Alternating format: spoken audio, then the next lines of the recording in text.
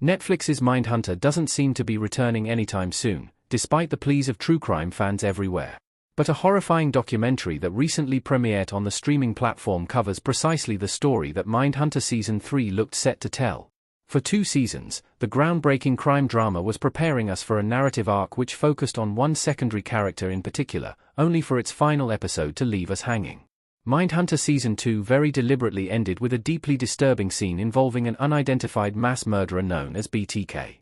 It appeared as though BTK was going to be at the center of Season 3's plot, but Netflix pulled the plug on the show before this season could be made. As a result, we were robbed of the chance to see Mindhunter explore its most interesting serial killer. But Netflix's new documentary, My Father, the BTK Killer, does just that.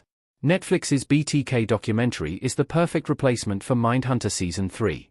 With Mindhunter Season 3 effectively cancelled, due to the budgetary restrictions Netflix placed on David Fincher and his team continuing to make the show their way, the streaming platform has now added the next best thing for true crime fans to its roster of original releases. In place of a full dramatization of BTK's story, we have a harrowing new documentary. My Father, the BTK Killer covers the entire history of Dennis Rader as a serial killer. Rader infamously called himself BTK, in decades of written communication with the police and media. This acronym referred to his modus operandi of binding, torturing, and then killing his victims. He's known to have murdered 10 people in total, between 1974 and 1991.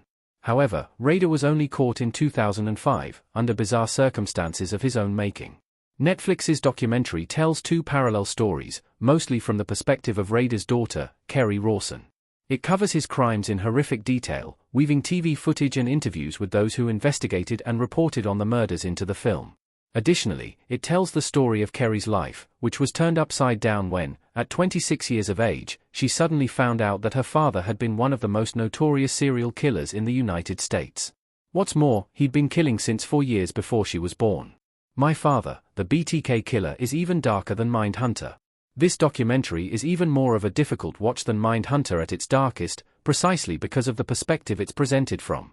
We see things from Kerri's point of view, as she somehow reckons with the idea that she came from such a person. Not only that, she was raised by him, as he hid in plain sight as an apparently normal, loving husband and father. Dennis Rader's story is among the most unsettling of any American serial killer, because of the veneer of normality he was able to maintain for over 3 decades. Hearing it all from his daughter is even more gruesome.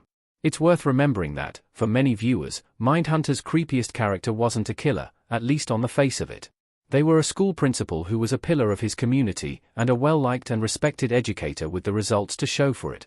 The juxtaposition of this stellar reputation with his disturbing habit of tickling children's feet is what made Principal Wade such a troubling figure in the story.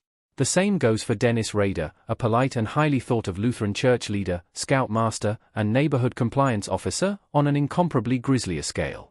Why Mindhunter didn't show the BTK killer's arrest? Mindhunter's Season 3 cancellation necessarily limited the true crime stories the show could cover, but it isn't the only reason that Dennis Rader's case hasn't appeared at the forefront of the show as yet. The main reason was that Rader wasn't identified, even as a suspect, in the BTK murder cases, until more than 2 decades after the series was set. Seasons 1 and 2 of Mindhunter took place between 1977 and 1981, whereas Rader was finally caught in 2005.